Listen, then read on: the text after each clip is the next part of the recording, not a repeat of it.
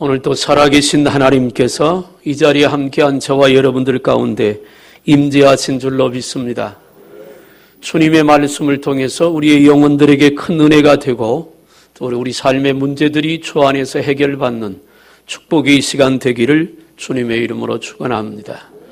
우리 옆에 앉아 계시는 분들 손으로 한번 사랑을 담아서 꼭 한번 잡아보시길 바랍니다. 그냥 잡지 말고 사랑을 담아서 잡으시고, 그리고 얼굴을 보며 한번 인사합시다. 반갑습니다. 오늘 또 함께 해주셔서 고맙습니다. 주의 사랑과 은혜가 함께하길 바랍니다. 충만하길 바랍니다. 은혜 받읍시다. 사랑하고 축복합니다. 할렐루야. 네, 고맙습니다. 지난 한 주간 동안은 해만 떨어지면 눈이 와가지고 아주 애를 먹었습니다. 어제는 저녁에 또 눈이 오기 시작하더라고요. 한 6시 넘으니까. 그래서 막 기도를 했습니다. 하나님, 내일 주일인데 오늘 저녁까지 눈 오면 어떡합니까? 그랬더니 눈이 그치더라고요. 여러분이 믿거나 말거나 그건 내 믿음이니까 정말 그랬어요. 그래서 오늘은 그래도 눈이 안 왔는데, 지난 주간에 사실은 엘리베이터 공사를 하기로 돼 있었는데 계속 눈이 와서 공사를 진행을 못했습니다. 내일부터 또 하기로 했는데 예보는 또 내일 오늘 저녁부터 또 눈이 온다 그래서 걱정입니다. 비가 오거나 눈이 오면 다 뚫어놓기 때문에 물이 지하로 다 들어가잖아요. 그래서 공사를 못하게 되는데요. 위에서 기도 많이 해주시길 바랍니다. 오늘은 따라합시다. 복음은 능력이다. 오늘 그런 말씀을 통해서 저도 여러분들도 은혜로 새로워지기를 주님의 이름으로 축복합니다. 삭개오라고 하는 사람이 있었습니다. 외모는 참 보잘것없는 그런 사람이었어요. 키가 작아서 학자들은 난장이었다 그렇게 말을 합니다. 그렇지만 그가 갖고 있는 세상적인 직위가 괜찮은 직위였습니다. 삭개오, 예수님 당시에는 로마가 이스라엘을 지배하던 때입니다. 그래서 이스라엘이 로마의 식민지 생활을 하던 때지요. 그러면 식민지 하던 그 땅에서도 세금은 거두는 겁니다. 그 세금을 거두어서 로마 정부에 바치는 일을 하는 그 세무서에 장을 했던, 그러니까 세리장입니다. 세무서 장을 했던 사람이 삭개오입니다. 그 삭개오가 정직하지 못해서 정부에 바쳐야 될 세금을 중간에서 착복을 해서 부자가 됐습니다.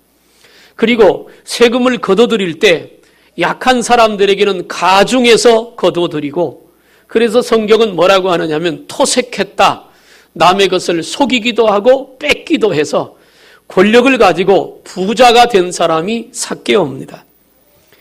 이렇게 되다 보니까 유대인 사회에서 삭개오는 아주 나쁜 사람으로 낙인을 찍게 됩니다. 성경의 표현대로 하면 도둑이라 일컬었다. 삭개오를 대놓고 도둑놈이라고 말할 만큼 나쁜 취급을 받았던 그런 사람입니다. 그리고 삭개오는 이 돈의 맛을 알아서 무엇이든지 돈으로만 해결하려고 악착같이 돈을 긁어모아 거부가 된 사람입니다. 그러다 보니까 삭개오는 이기주의자입니다. 누가 배를 고파하는지, 누가 아파하는지, 누가 힘들어하는지, 누가 어려움 속에 있는지는 전혀 관심이 없습니다. 오직 하나 관심은 부자 되고 돈을 모으는 데만 있게 됩니다. 이러다 보니까 삭개오는 사람들에게 외면을 당합니다. 그 흔한 동네 친구 하나 없습니다. 밖에 나가면 사람들이 다 삭개오에 대해서 고개를 돌립니다. 마음을 나눌 만한 가까운 사람도 아무도 없습니다. 역사가들이 기록을 남긴 것을 보면 삭개오 집안에는 하인들만 약 200명 정도가 있었다 그렇게 말합니다. 엄청난 부자입니다. 그럼에도 불구하고 삭개오는 부자가 계속되는데 마음에 한 가지 숙제가 남았습니다. 인생은 이렇게 사는 것이 아니구나. 그런 마음이 외롭기 시작합니다. 아파오기 시작합니다. 아프다 지나쳐서 쓰리고 고통스럽기 시작합니다. 그런 자신을 돌아보았습니다. 친구 하나 없습니다. 마음을 나눌 만한 상대조차 없습니다. 그래서 너무 외롭고 쓸쓸했습니다. 과연 이것이 인생의 삶인가 의심할 정도로 고민도 했습니다. 요즘 말로 말하면 큰 우울증에 빠지게 된 것입니다. 돈을 봐도 더 이상 기쁨이 없고 자기가 가지고 있는 권력을 사용해서 하인들을 부려먹어도 그 마음속에는 만족이 없게 됩니다. 그렇게 혼자 외로워서 몸부림칠 때 하나의 소문이 들려오는데 그게 바로 예수 그리스도라고 하는 분입니다. 예수님이 자기 마을에 지나가신다는 말을 듣게 됩니다. 그런데 신기한 일은 그 예수님의 소문을 들을 때 삭개오의 마음속이 움직이기 시작합니다. 나도 그 예수님 한번 만나볼까? 나도 그 예수님 한번 만나보면 이 인생의 답답함을 풀 수 있을까? 나도 예수님 만나보면 이 외로움에서, 이 우울감에서 벗어날 수 있을까? 그런 한참을 고민했는데 생각하면 할수록 삭개오의 마음은 예수님을 향하여 점점 더 가까이 가기 시작합니다. 그리고 결단을 합니다. 그래, 나도 예수님 한번 좀 만나봐야 되겠다. 소문으로 들으면 그분은 대단한 분이라는데, 위대한 분이라는데, 그분은 훌륭한 선지자라는데, 나도 그분 한번 만나면 내가 살 것 같은 그런 생각이 삭개오의 마음속에 들어오기 시작했어요. 예수님이 지나가신다고 소문이 들려온 그날, 삭개오는 예수님을 만나보고 싶어서 직접 만나지 못하면 멀찌감치서라도 예수님의 얼굴이라도 한번 보았으면 싶은 간절한 마음을 가지고 길가로 나갑니다. 그런데 놀라운 광경이 펼쳐집니다. 길가에 이미 수많은 사람들이, 너무나 많은 사람들이 길을 꽉 메우고 있습니다. 삭개오가 예수님을 보고 싶은데 키가 작은 난장이어서 사람들 때문에 예수님을 볼 수가 없습니다. 한참을 망설였습니다. 보이지도 않는데 그냥 돌아갈까? 사람들을 해치고 앞으로 나가서 볼까? 그런데 그런 용기도 나지 않아요. 왜냐하면 사람들이 자기를 도둑이라고 취급을 하니까. 갔다가 사람들에게 핀장 들을까 봐 그런 용기도 나지 않아요. 그래서 여러 가지로 고민을 합니다. 그냥 돌아갈까 고민하다 그래도 왔으니 예수님을 얼굴을 한 번이라도 봤으면 좋겠다.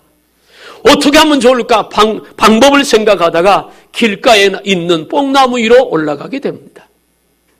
여기 올라가서 보면 아무 누구에게도 타치받지 않고 예수님을 볼 수 있을 거야.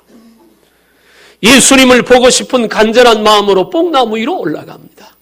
뽕나무 위에 앉아서 저 먼 발치에서 오시는 예수님을 기대 반으로 보고 있습니다.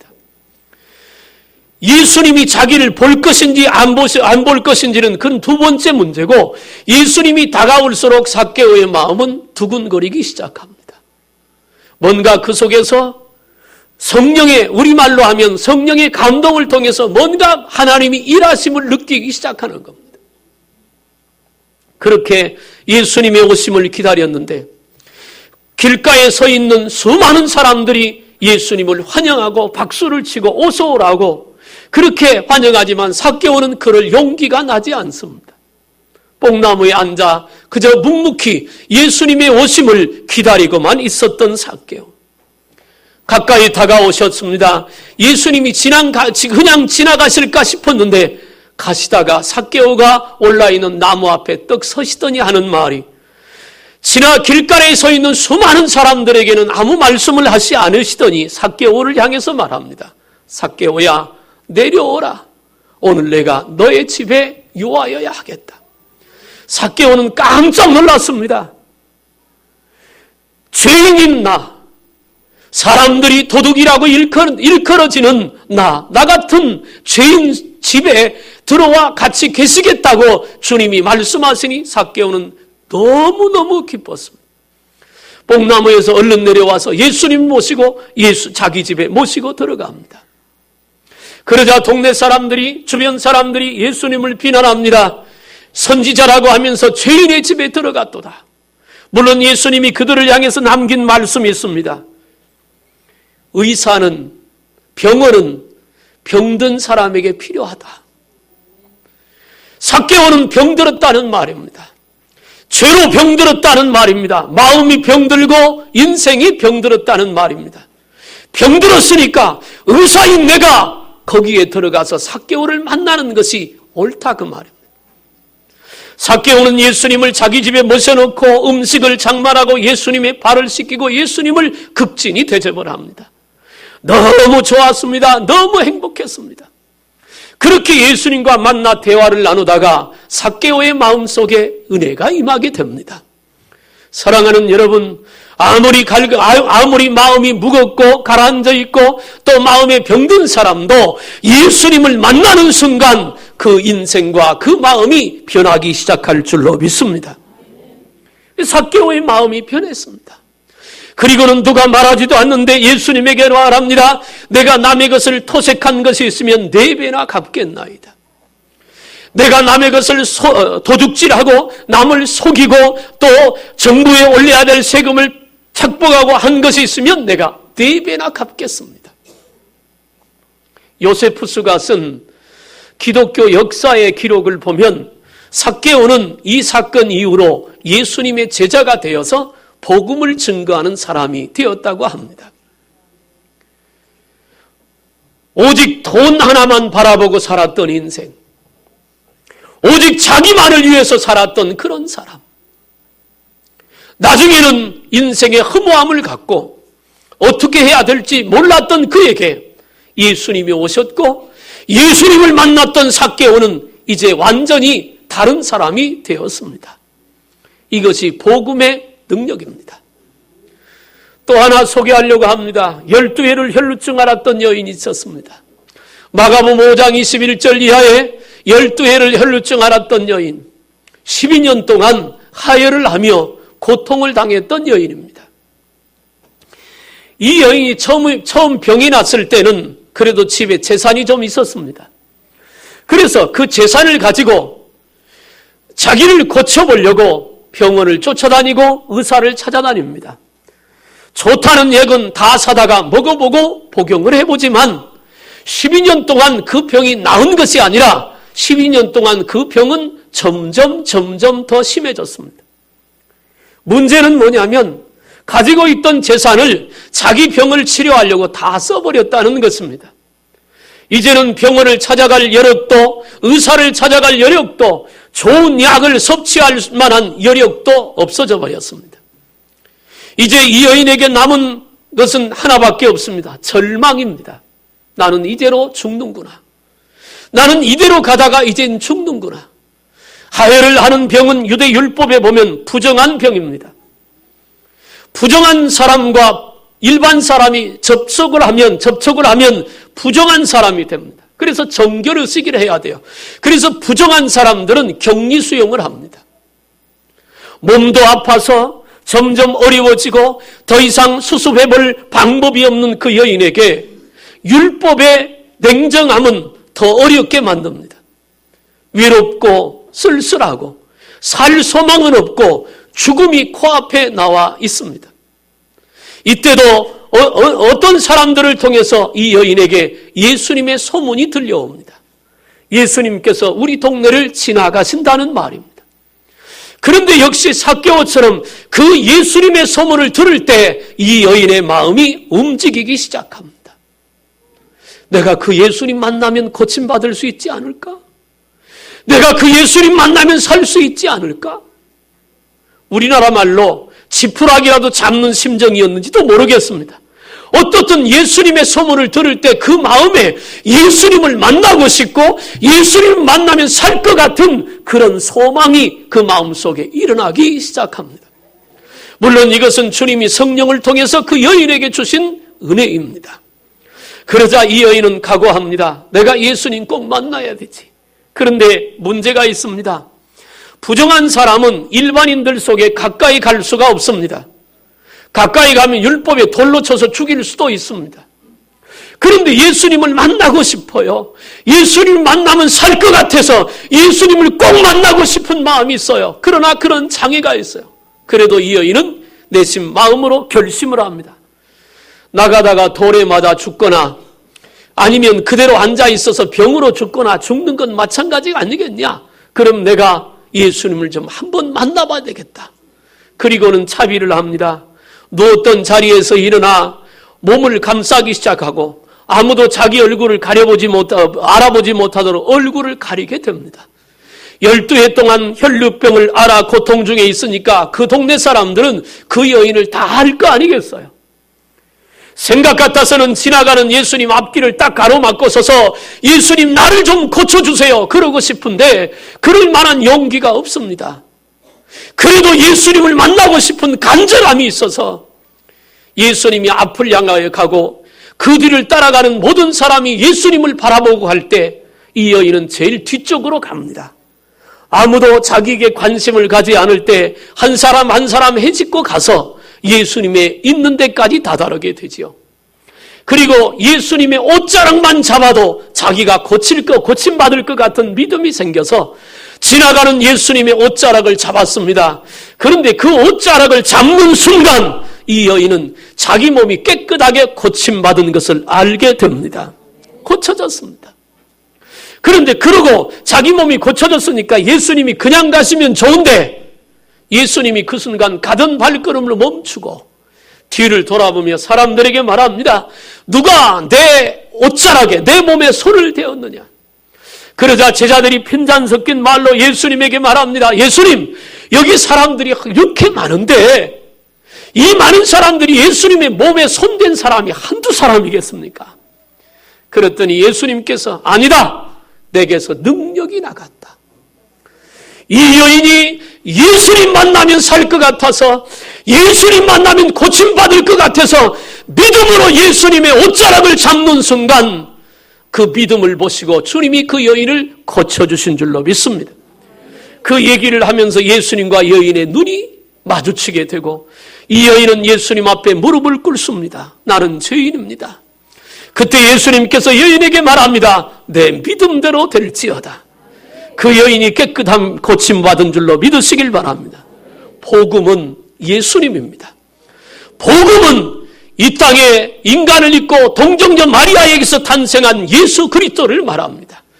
복음은 십자가 지고 우리를 위하여 죽으신 예수님의 대속의 은혜를 말합니다.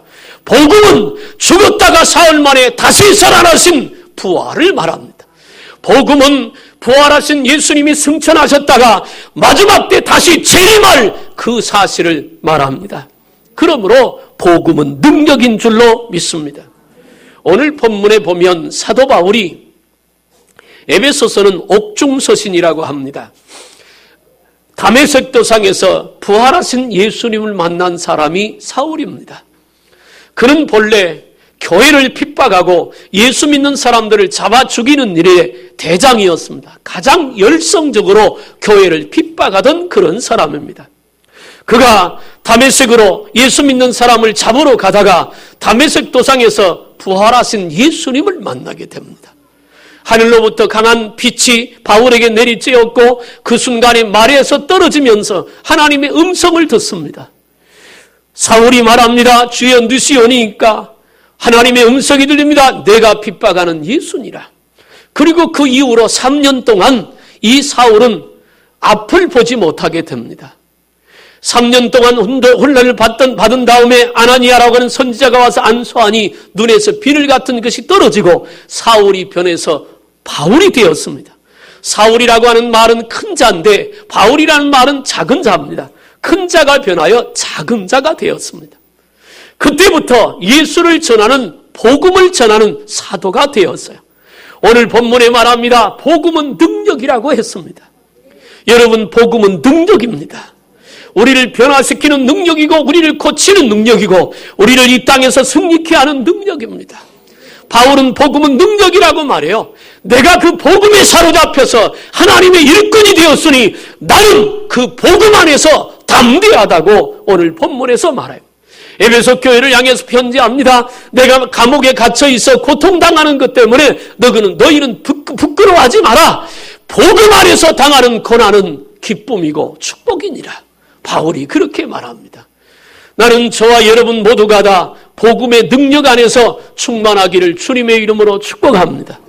복음의 능력을 구체적으로 보면 먼저 얘기할 것은 복음은 죽은 영혼을 살리는 능력이 있습니다. 로마서 6장 23절에 죄의 삭은 사망이요 하나님의 은사는 그리스도 예수 안에 있는 영생이니라고 말합니다. 그 말을 요약하면 이것입니다. 죄를 지으면 죽는다. 그것입니다. 죄를 지으면 죽습니다. 예수를 안 믿는 모든 사람은 죄인입니다. 여기 앉아있는 저와 여러분들도 죄인이었습니다.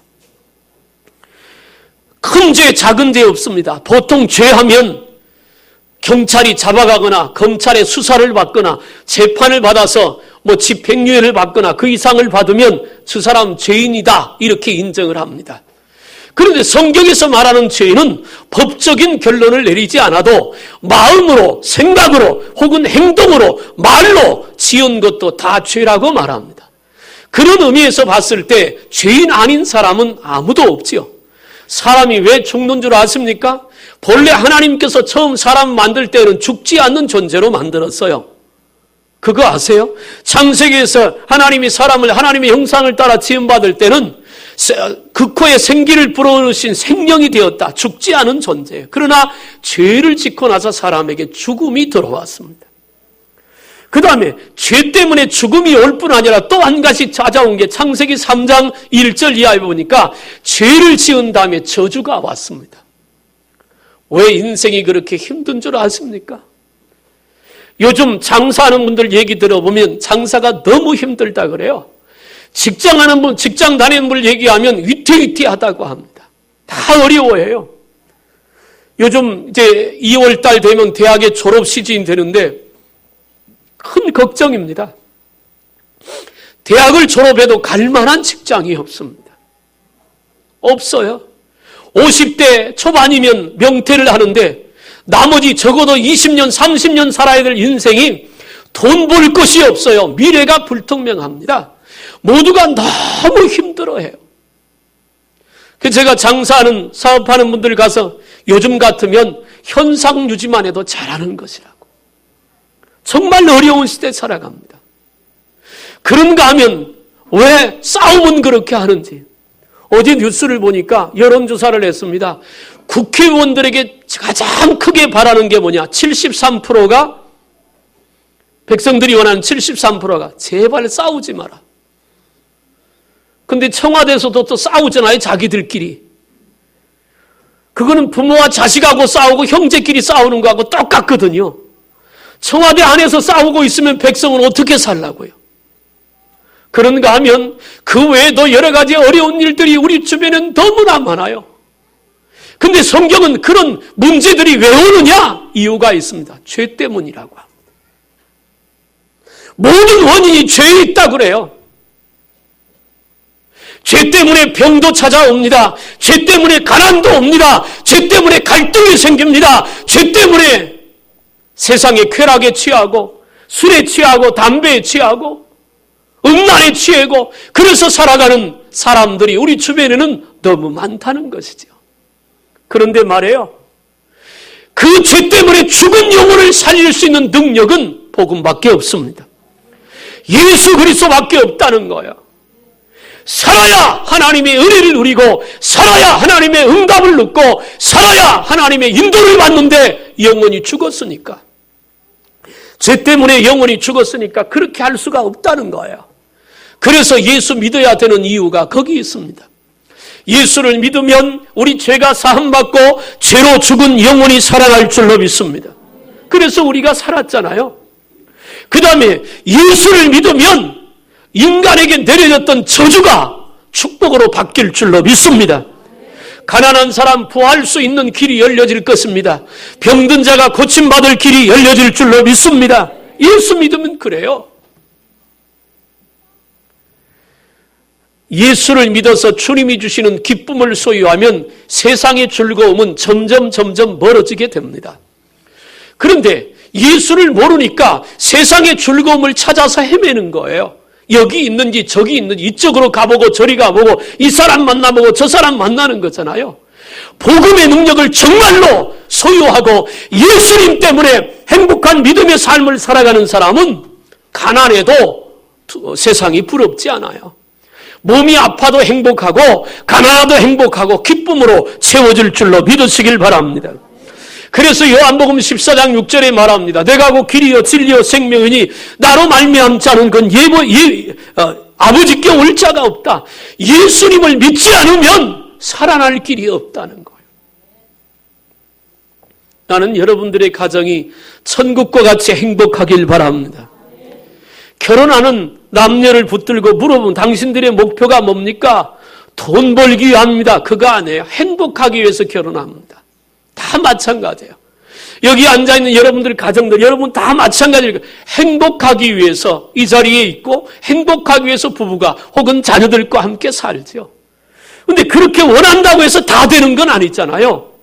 행복할 수 있는 조건이 만들어야 되는데 그 조건이 뭐냐? 그 가정의 주인이 예수님이 되고 식구들의 마음속에 예수님이 임하면 예수님 때문에 행복하고 기뻐지게 될 줄로 믿습니다. 요한복음 5장 24절에 내가 진실로 너에게 이르는 내 말을 듣고 또 나 보내신 이를 믿는 자는 영생을 얻었고 심판에 이르지 아니하나니 사망에서 생명으로 옮겼느니라. 예수를 믿으면 이미 영원히 살아난 줄로 믿습니다. 더 이상 우리 앞에는 지옥이라고 하는 것은 상관이 없게 되지요. 그래서 요한복음 6장 35절에 이렇게 말해요. 예수께서 이르시되 나는 생명의 떡이니 내게 오는 자는 결코 줄이지 아니할 것이요 나를 믿는 자는 영원히 목마르지 아니하리라.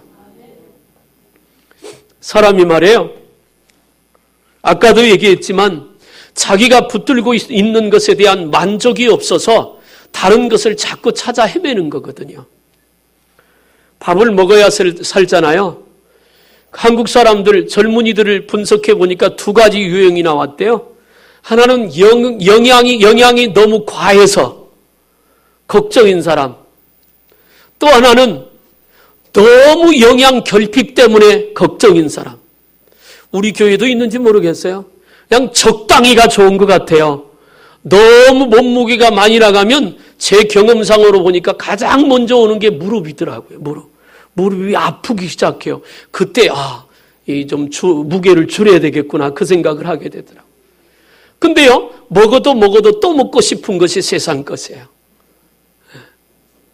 저더러 물어요. 목사님 뭘 좋아하십니까? 저는 된장찌개, 김치찌개를 좋아합니다. 사람들이 안 믿어요. 왜냐하면 제가 아주 고급으로 생겼나 봐요. 촌스러운데. 저는 실제로 된장찌개, 김치찌개가 좋습니다. 왜냐하면 어려서 시골에서 그렇게 먹고 자랐으니까 구수하게 그렇게 먹는 게 좋아요. 다음부터 그것만 먹자고 그럴 것 같은데 그래도 괜찮습니다. 그런데 아무리 맛있는 걸 먹어도 또 먹고 싶어요. 마시는 것도 마찬가지잖아요. 저는 요즘 예전에는 안 그래요. 짠 것을 먹질 못합니다. 짠 걸 먹고 나면 속이 좀 이상해지고 입에서 계속 물이 담겨서 아주 얼마나 물을 많이 먹는지 몰라요. 그래서 짠 걸 안 먹으려고 했었거든요. 그런데요, 성경에 뭐라고 말하느냐면 우리 인생의 배고픔을 해결할 수 있는 분이 예수 그리스도라 그래요. 인생의 배고픔. 영혼의 목마름을 해결할 수 있는 분이 예수 그리스도라고 해요. 마태복음 6장에 보니까 먹든지 마시든 무엇을 하든지 하나님의 영광을 위하여 하라. 너희는 먼저 그 나라와 의를 구하라 말씀하고 있습니다. 먹고 있고 마시는 것을 구하는 것은 이방인들이 하는 것이다. 사랑하는 여러분, 예수님이 우리의 영적인 인생의 배고픔을 해결할 수 있는 분인 줄로 믿으시길 바랍니다.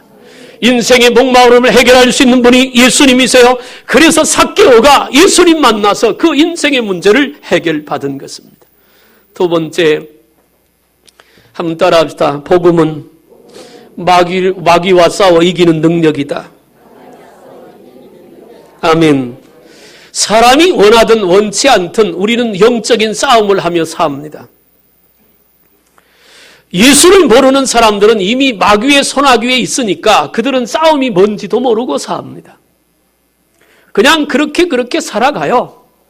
마귀가 역사에서 그 삶을 괴롭히든지 가정을 괴롭히든지 상관이 없이 그냥 살아갑니다. 느낌이 없어. 모르니까. 그러나 예수를 믿고 하나님의 자녀가 되어 그 영혼이 살아나게 되면 그때부터 영적인 도전을 아주 많이 받습니다. 그래서 우리 믿음을 스스로 포기하도록 만드는 그 역할을 하는 것이 마귀들의 영입니다. 우리는 수도 없는 도전을 받고 삽니다. 매일같이 이 싸움은 연속됩니다. 한 번만 싸우고 이기면 끝나면 좋은데 그렇게 하지 못합니다. 죄를 짓는 자마다 마귀에게 속하나니 성경은 그렇게 말씀해요. 요한일서 3장 8절에 죄를 짓는 자마다 마귀에게 속하나니. 그러면 예수 믿는 우리가 죄를 짓지 않느냐? 우리도 죄를 짓습니다. 그럼 우리에게 마귀에 속했냐? 아마 아니라고 그럴 거예요. 그래서 찾아낸 답이 있습니다. 예수를 믿어도 죄를 짓는데 예수 믿는 사람이 죄를 짓는 순간은 마귀한테 치는 겁니다. 그 순간은 마귀한테 치는 거예요. 나는 여러분들이 마귀와의 싸움에서 이기길 바랍니다. 이겨야 합니다. 요한일서 3장 8절 죄를 짓는 자마다 마귀에게 속하나니 하나님의 아들이 이 땅에 오신 것은 마귀의 일을 멸하려 하십니다. 예수 그리스도가 이 땅에 오신 것은 마귀의 일, 죄를 이기게 하고 죄를 지키게 하는 그 영적인 싸움에서 이기게 하려고 예수님이 이 땅에 오신 줄로 믿으시길 바랍니다. 에베소서 6장 12절부터 보면 마귀와의 싸움을 이렇게 말합니다. 우리의 씨름은 혈과 육에 대한 것이 아니요 하늘에 있는 권세와 악의 영들에게 대합니다. 이 말을 직역하면 이런 얘기예요. 예수 믿는 우리가 싸울 상대는 혈과 육이 아니다. 다시 말하면 지나가다가 접촉사고 났다고 막 욕을 하고 큰 소리 치는 그런 싸움이 아니고 주먹을 휘둘리고 멱살을 잡고 그런 싸움이 아니라는 거예요. 우리의 싸움은 혈과 육에 대한 싸움이 아니라 하늘의 권세와 공중 권세 잡은 이게 누구냐면 마귀들에 대한 싸움이다. 그러면서 두 가지를 말하는데 하나는 하나님께서 우리에게 그 영적인 싸움에서 입어야 될 갑옷을 만들어 주셨어요. 구원의 투구와 의의 흉배와 진리의 허리띠와 복음의 신과 믿음의 방패를 들라. 그것을 갖추면 우리 스스로가 그 싸움에서 우리를 지킬 수 있다는 거예요.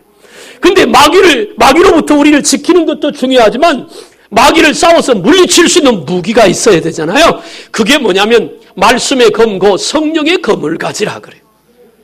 무슨 뜻일까요? 요한복음 1장 14절에 보니까 말씀이 육신이 되어 우리 가운데 거하신 분이 독생자 예수 그리스도다. 말씀의 검이라고 하는 말은 예수 그리스도라는 말이에요.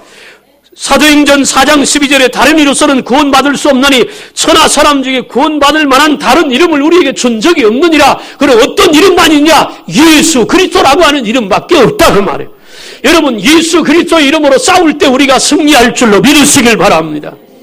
그렇지 않으면 이길 방법이 없어요. 똑똑하다고 마귀와 싸움 이기냐고요? 못 이겨요. 영적인 싸움은 똑똑한 것과 상관이 없어요. 훌륭한 무기를 가지고 있다고 마귀와 싸움에서 이기느냐? 아니에요. 그 무기 때문에 스스로 망할 수 있어요. 사랑하는 여러분, 오늘 우리가 복음으로 충만해야 되는 이유는 이 싸움에서 이겨야 우리가 하나님이 주신 은혜도 열매를 맺게 되고 하나님이 주신 축복도 빼앗기지 않는 줄로 믿습니다.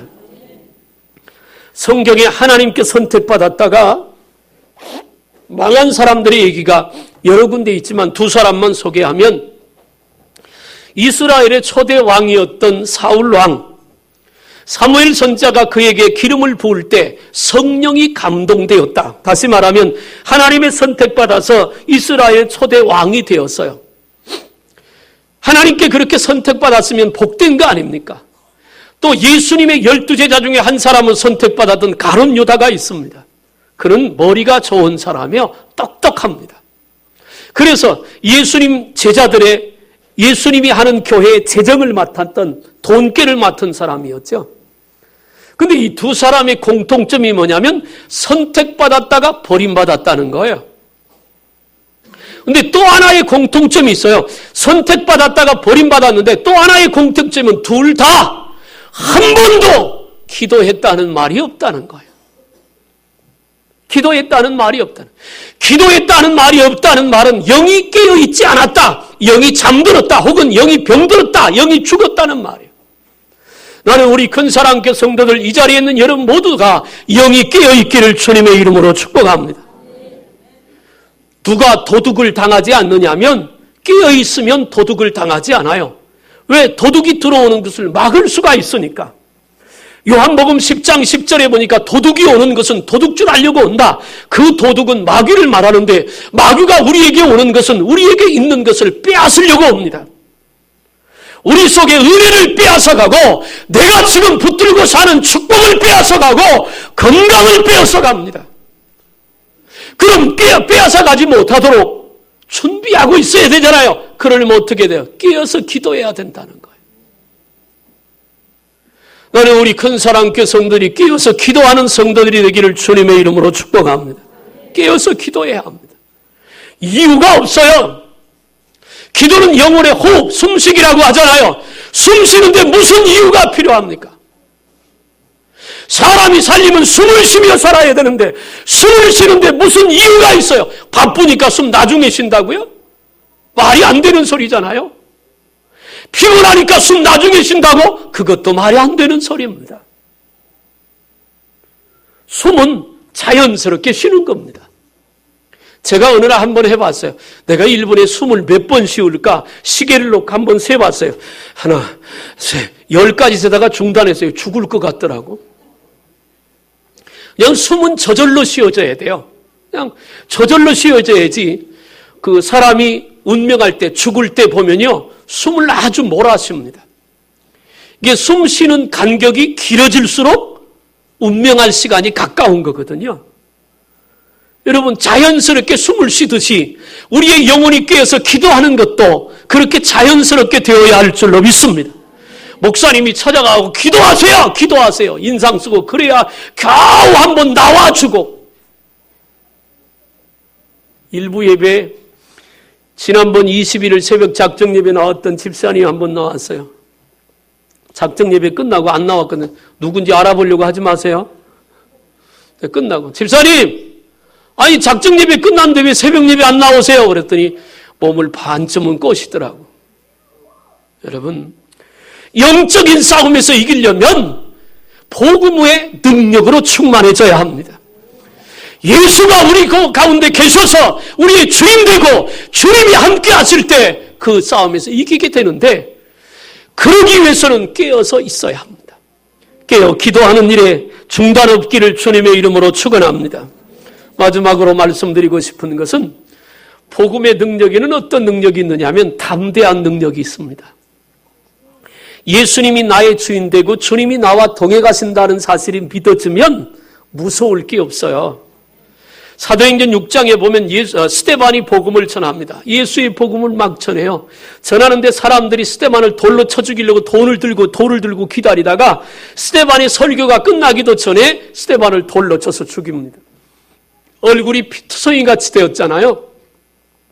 그런데도 스데반은 죽어가면서 그들을 위해서 기도하고 얼굴이 천사처럼 환해졌다 그랬어요. 스데반은 두렵지 않았습니다. 바울이 오늘 본문에 감옥에 지금 갇혀있는 상태라 했는데, 감옥에 있다가 바울이 죽을 날이 얼마 남지 않았던 거 압니다. 그럼에도 불구하고 바울은 두려운 것이 없어요. 복음은요, 담대하게 만들어요. 자신감 있게 만들어요. 나는 능력이 없어요. 모자라요. 그러나 예수님이 십자가에서 다 이루셨다 그랬잖아요. 여러분, 예수님이 십자가에서 다 이루신 그 축복이 여러분 속에 임하기를 주님의 이름으로 축원합니다. 죽음을 이기고 사흘 만에 부활했잖아요. 죽음을 이겼다고 하는 말은 인생에 다가오는 모든 문제를 다 이겼다는 말이에요. 죽음보다 무서운 게 어디 있어요? 죽음이 가장 무서운 거예요. 인간의 마지막이 죽음인데 예수님은 그 죽음도 이겼어요. 그 부활이 예수 안에서 저와 여러분들의 것인 줄로 믿습니다. 그러니까 담대하는 거예요. 내가 없다고? 왜 기죽어요? 주님 계시는데. 내가 능력이 모자란다고요? 그렇다고 어깨 쳐줄 필요 없잖아요. 모자라면 주님이 채우시고 약하면 주님이 붙들어 쓰실 줄로 믿으시길 바랍니다. 이스라엘 백성이 애굽에서 종살이한 지가 430년이 되었을 때 하나님께서 모세를 애굽에 보내서 이스라엘 백성을 구원해내려고 했어요. 그 당시 애굽 나라는 얼마나 국가의 힘이 강하고 왕권이 강하냐면 우리가 상상할 수 없을 만큼 대단한 나라가 애굽입니다. 그 당시에. 지금의 미국은 아무것도 아니에요. 중국 아무것도 아니에요. 엄청난 무서운 나라가 애굽이에요. 근데 모세 혼자 나가서 그 애굽의 왕, 애굽의 군사, 애굽의 경제, 문화 그가 싸워서 그 이스라엘 백성을 뺏어와야 된다고요. 왜 모세가 애굽에 내려가라고 하나님 말씀할 때 못 간다고 여러 번 거부했는 줄 아세요? 그걸 아니까. 애굽에서 모세가 40년이나 왕자로 살았으니까 애굽을 너무 잘하는 거예요. 그러니까 난 못 가겠다는, 가봐야 소용없다고. 근데 결국 안 갈 수 없도록 하나님이 만드시고 출애굽기 4장 21절에 보면 뭐라고 하느냐면 모세가 애굽을 향해 가는데 하나님 그 손에 하나님의 지팡이를 잡았더라 그래요. 하나님의 지팡이가 뭔지 아세요? 믿음의 지팡이에요. 믿음이라는 지팡이. 모세는 그때부터 담대함이 생겨서 그래 하나님이 나와 함께 하시니까 나는 간다. 주님이 보내면 가고 말씀하는 대로 할 거다. 그러면 하나님이 일하실 것이다. 실제로 그렇게 하나님이 일하셨잖아요. 말씀을 마치겠습니다. 어때요? 여러분 삶에, 여러분 마음에는 기쁨이 있습니까? 여러분은 행복하세요? 그렇지 못하다면 오늘 복음의 능력으로 여러분들이 충만하기를 주님의 이름으로 축원합니다. 예수로 충만하자 그 말입니다. 세상 것들은 아무리 많이 있어도 우리에게 영원한 만족을 줄 수도 없고 영원한 그 나라를 우리에게 보장해 주지도 못합니다. 누구나가 많이 배운 사람이나 못 배운 사람이나 가난한 사람이나 부자나 연약한 사람이나 그렇지 않은 사람이나 누구나가 믿기만 하면 그 복음의 능력으로 새로워질 수 있는 축복의 길이 예수님 안에 있습니다. 복음은 능력입니다. 죽음을 이기고 죄 때문에 온 저주를 이기고 마귀와의 영적인 싸움에서 이기고 세상에 대해서 담대하게 나가서 축복의 주인공 되도록 하나님은 우리와 통행하시길 원하세요. 지금이라도 여러분 마음속에 그 예수를 영접하고 그 예수님의 능력으로 승리의 찬송을 부르고 기쁨과 행복이 충만한 아름다운 삶이 되기를 주님의 이름으로 축원합니다. 기도하겠어요. 살아계신 하나님, 이 시간도 귀한 말씀을 우리에게 주셔서 감사합니다. 우리 마음문을 열리고 예수 그리스도를 우리의 구주로 모시길 원합니다. 오소서 우리 가운데 임하시옵고 복음의 능력으로 충만해서 권세 있게 하옵소서. 예수님의 이름으로 기도하옵나이다. 아멘. 265장을 찬송하면서 준비하신